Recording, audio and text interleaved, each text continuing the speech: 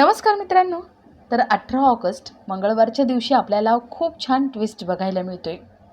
आणि ट्विस्ट असा असणार आहे की कमळी रस्त्यावरून आपल्या शाळेमध्ये जात असताना रस्त्यावर तिला होल्डिंग दिसतात आणि त्याच्यावर विजेता क्लासकडून कमळी शिकून पहिली आली आहे हे दिसतं. कमळी खूप चिडते आणि ती विजेता क्लासमध्ये रितेशला भेटायला त्याच्या ऑफिसला जाते. कमळी रितेशला म्हणते, माझी परवानगी नसताना माझा फोटो त्या होल्डिंगवर आला तरी कसा काय? रितेश म्हणतो, मला तुझा फोटो आवडला आणि म्हणून मी तो लावला. काय करशील ग तू आता? आणि हे बघ, हा सगळा गोंधळ घालण्यात काहीही अर्थ नाही आहे. आता होल्डिंग तर लागलेलेत, ते उतरणार नाही. तुला काय करायचं ते कर. कमळी म्हणते, माझी फसवणूक करून ज्या गुरमीत तू हे बोलतोयस ना, तीच तुझी गुरमी मी उतरवेल. आणि हो, या सगळ्याची किंमत तुला मोजावीच लागेल.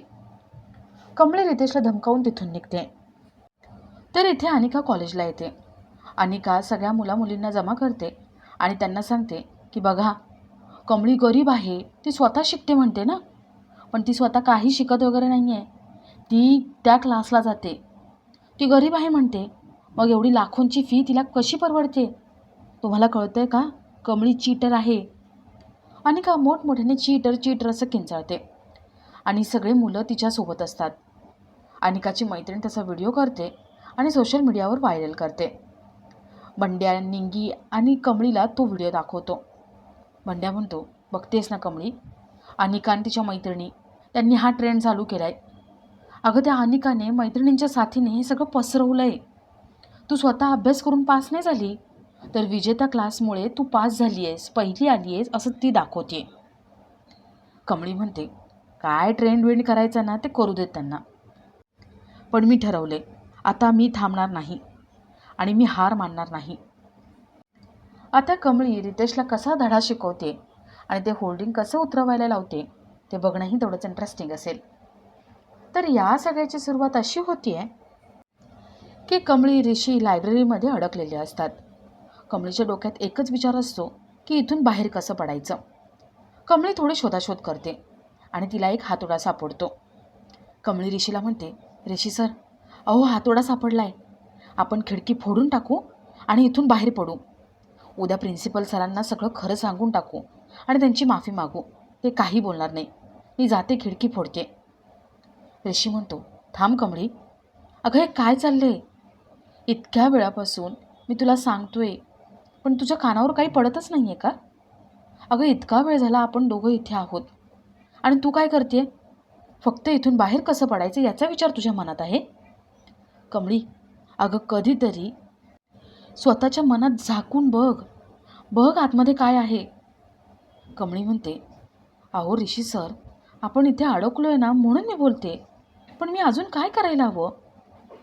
ऋषी म्हणतो, कमळी, हे बघ, मगाचपासून मी तुला सांगतोय, जरा वेळ माझ्यासोबत बस, गप्पा मारू आपण, 4 शब्द बोलू प्रेमाचे, आणि तू काय करतेस? माझ्यापासून लांब पळतेस. अगं, आपलं एकमेकांवर प्रेम आहे ना, आणि मग तू अवघडल्यासारखं का वागतेस? मला तुझ्याकडे तर बघून वाटत नाही तू प्रेमात आहेस ते. कमळी विचारते, वेगळं काय वागायचं असतं ऋषी सर? अहो प्रेम आहे, बस झालं. ऋषी म्हणतो, कमळी, एरवी आपल्याकडे वेळ नसतो आणि तशी सिच्युएशन पण नसते, पण आता आपल्याकडे वेळ आहे, सिच्युएशन पण आहे, आणि आपण काय करतोय? इथून बाहेर कसं पडायचं? कमळी म्हणते, ऋषी सर, मला तुमच्यासोबत वेळ घालवायला आवडेल, पण अहो मी नयनतारा मॅडमचा विचार करते, त्यांना काय वाटेल? ऋषी म्हणतो, कमळी, तू फक्त यांना जगाचा विचार करत बस. अगं, मला काय वाटतं याचा विचार तुला येत नाही का? जाऊ दे, तुझ्याशी बोलण्यात अर्थच नाही. देतो हातोडा, मीच खिडकी फोडतो. ऋषी हातोडा घेतो आणि खिडकी फोडायला जात असतो. तेवढ्यात कमळी त्याला आवाज देते आणि थांबवते. कमळी म्हणते, ऋषी. ऋषी खूप खुश होतो. तो कमळीकडे धावत येतो. कमळीला विचारतो, काय म्हणालीस तू आता? कमळी म्हणते, नाही, काही नाही. कमळी लाजत असते. कमळी आपल्याला पुन्हा ऋषी म्हणत नाही आहे म्हटल्यावर ऋषी एका बाजूला लपून बसतो. कमळी त्याला शोधायला लागते. तर इथे नयनतारा ऋषीची सकाळपर्यंत वाट बघते.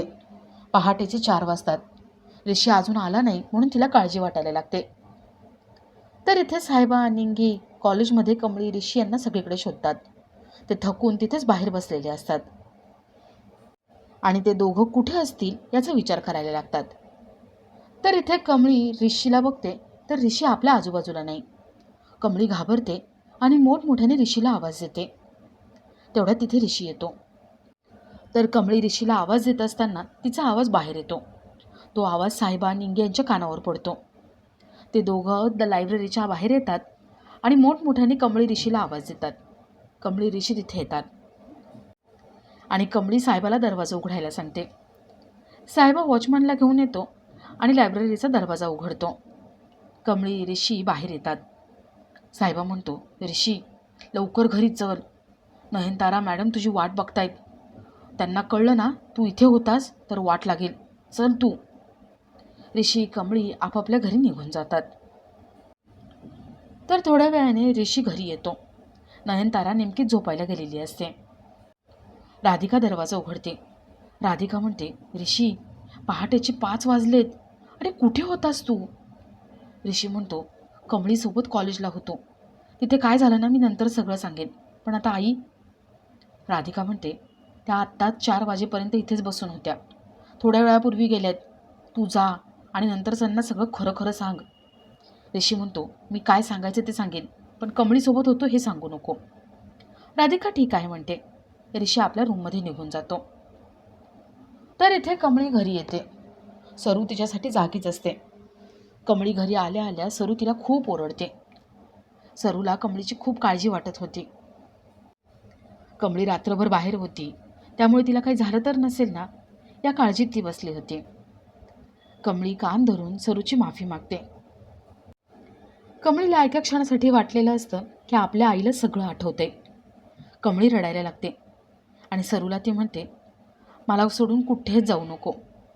सरू म्हणते, नाही जाणार, मला माहिती आहे तुम्ही दोघी माझ्या कमळीपर्यंत मला पोहोचवणार म्हणून. कमळी उदास होऊन जाते. तर दुसऱ्या दिवशी अनिका छान झोपलेली असते. कमळीला तिने अद्दल घडवली आहे, लायब्ररीमध्ये बंद केलं आहे, म्हणून अनिकाला सुखाची झोप लागलेली असते. रागिनी तिला उठवायला येते आणि तेवढ्यात अनिकाला तिच्या मैत्रिणीचा फोन येतो. अनिका तो फोन घेते. अनिकाची मैत्रीण म्हणते, अनिका तुझा प्लॅन फ्लॉप झाला आहे. अगं मगाशी झाडू मारणाऱ्या त्या मावशी आल्या होत्या ना, त्यांनी सांगितलं आहे की कमळी ऋषी दोघंही त्या लायब्ररीमध्ये कोंडले गेले होते. अनिका ताडकून उठून बसते. अनिका म्हणते, काय? ते कसं शक्य आहे? ऋष तिथे कसा काय आला? मैत्रीण म्हणते, अनिका तूच लायब्ररी रिकामी केली होतीस ना, तुला नेट चेक करता नाही आलं? अनिका म्हणते, नाही ना, मी नीट बघितलंच नाही, पण ते दोघं एकत्र होते म्हणजे रोमॅन्टिक डेट झाली त्यांची. मैत्रीण म्हणते, हो झाली ना, ती पण तुझ्यामुळे. अनिका रागाने फोन ठेवून देते. रागिनी विचारते, अनिका काय झाले? अनिका रागिनीला सगळं सांगते. रागिनी तिलाच ओरडते आणि तिथून निघून जाते. अनिका म्हणते, नाही, मला फसवून तुम्ही दोघं आतमध्ये होतात ना, पण आता नाही, आता बघा मी काय करते. तर इथे ऋषी सकाळी आवरून खाली येतो. नयनतारा ऋषीला खूप प्रश्न विचारते. रात्री किती वाजता आला, कुठे होता, काय करत होता हे सगळं विचारते. ऋषी खोटं काहीही सांगून टाकतो आणि तेवढ्यात नयनताराला अनिकाचा फोन येतो. अनिका सांगते की ऋषी काल उशिरा आला होता ना, त्याचं कारण माहिती आहे का तुम्हाला? कमळी आणि ऋषी दोघंही कॉलेजच्या लायब्ररीमध्ये कोंडले गेले होते. ते दोघं आतमध्ये होते. आता ऋषी तिथे का गेला होता, कशासाठी गेला होता, नेमकं काय झालं मला काय माहिती नाही, पण जे खरं आहे ना ते सांगितलं आहे. आता बघा विश्वास ठेवायचा की नाही. अनिका बोलत असते, पण नयनतारा पुढचं काही ऐकून घेत नाही आणि फोन ठेवते. नयनतारा कमळी ऋषी यांना वेगळं करण्यासाठी ऋषीला महत्त्वाच्या कामासाठी पुण्याला पाठवायचं ठरवते. ऋषी पटकन आवरतो आणि पुण्याला जायला निघतो. ऋषीचा फोन तिथेच राहतो. नयनताराला वाटतं की हाच चान्स आहे, आज ऋषीला फोन नको द्यायला, म्हणजे कमळी फोन करणार नाही आणि कमळीने केलेला फोनसुद्धा त्याला कळणार नाही. नयनतारा तो फोन लपवून ठेवते. तर इथे कमळी शाळेत जायला निघालेली असते. ती रस्त्याने जात असताना रस्त्यावरच्या होल्डिंगवर तिचं नाव दिसतं, तिचा फोटो दिसतो. कमळी खूप भडकते आणि रितेश समोरच असतो. कमळी त्याच्याकडे रागाने बघायला लागते आणि आपलाचा हा भाग इथेच संपतो.